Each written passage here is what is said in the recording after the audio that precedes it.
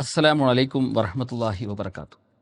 പ്രിയപ്പെട്ട സത്യവിശ്വാസികളെ, നാളെ പരലോകത്ത് അള്ളാഹു സുബ്ഹാനഹു വ തആലയെ കണ്ടുമുട്ടുക, അതിനേക്കാൾ വലിയ സന്തോഷമുള്ള മറ്റൊരു സംഗതിയും ഇല്ലല്ലോ. നമ്മുടെ നേതാവ് മുഹമ്മദ് മുസ്തഫ റസൂൽ കരീം സല്ലല്ലാഹു അലൈഹി വസല്ലമിനെ കാണുക, അതുപോലെ തന്നെ അമ്പിയാക്കളെ കാണുക, അതൊക്കെ വലിയ ഒരു സൗഭാഗ്യമാണ്. അള്ളാഹു സുബ്ഹാനഹു വ തആല അതിന് നമുക്കെല്ലാം തന്നെ തൗഫീഖ് പ്രദാനം ചെയ്യുമാറാകട്ടെ. ഖിയാമത്ത് നാളിൽ അള്ളാഹു സുബ്ഹാനഹു വ തആല സംസാരിക്കാത്ത ചില വിഭാഗങ്ങളെക്കുറിച്ച് അള്ളാഹുവിൻ്റെ പ്രവാചകൻ സല്ലല്ലാഹു അലൈഹി വസല്ലം വളരെ കൃത്യമായി കൊണ്ട് നമുക്ക് പറഞ്ഞു തരുന്നുണ്ട്. അതിൽപ്പെട്ട ഒരു വിഭാഗമാണ് അൽ മന്നാൻ.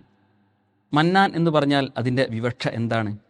അതായത് മറ്റുള്ള ആളുകൾക്ക് അവർ പ്രയാസങ്ങളും ബുദ്ധിമുട്ടുകളുമൊക്കെ അനുഭവിക്കുന്ന വേളയിൽ എന്തെങ്കിലും സഹായം നൽകിയിട്ടുണ്ടെങ്കിൽ അത് ഒരുപക്ഷെ സാമ്പത്തികമായിട്ടാവാം, അല്ലെങ്കിൽ ശാരീരികമായിട്ടാവാം, അല്ലെങ്കിൽ മറ്റെന്തെങ്കിലും മുഖേനയാവാം.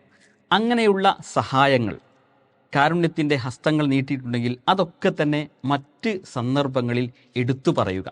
അവരുമായി എന്തെങ്കിലും ഒരു വിഷയം വന്നാൽ അതൊക്കെ തന്നെ എടുത്തു പറഞ്ഞുകൊണ്ട് അവരെ വേദനിപ്പിക്കുക. അങ്ങനെ ഒരവസ്ഥ ഒരു വിശ്വാസിയുടെ ജീവിതത്തിൽ ഒരിക്കലും തന്നെ ഉണ്ടായിക്കൂടാ. നമ്മൾ ആളുകൾക്ക് നന്മ ചെയ്യുന്നത് എന്തിനു വേണ്ടിയാണ്? നമ്മൾ അതിലൂടെ അടിസ്ഥാനപരമായി ആഗ്രഹിക്കുന്നത് നമ്മെ സൃഷ്ടിച്ചുകൊണ്ട് പരിപാലിക്കുന്നവനായ അള്ളാഹു സുബ്ഹാനഹു വ തആലയിൽ നിന്ന് അതിന് തക്കതായ പ്രതിഫലം ലഭിക്കണം എന്ന ചിന്തയോട് കൂടിയാണ്. അങ്ങനെ നന്മകൾ ചെയ്യുമ്പോൾ മാത്രമേ അള്ളാഹു സുബ്ഹാനഹു വ തആല അതിന് പ്രതിഫലം നൽകുകയുള്ളൂ. അല്ലാതെ ആളുകൾ നല്ലത് പറയണം, നമുക്കിവിടെ നല്ല പബ്ലിസിറ്റി കിട്ടണം എന്ന നിലക്കാണെങ്കിൽ നാളെ റബ്ബിൻ്റെ അടുത്ത് അതിന് യാതൊരു പ്രതിഫലം തന്നെ ഉണ്ടാവുകയില്ല.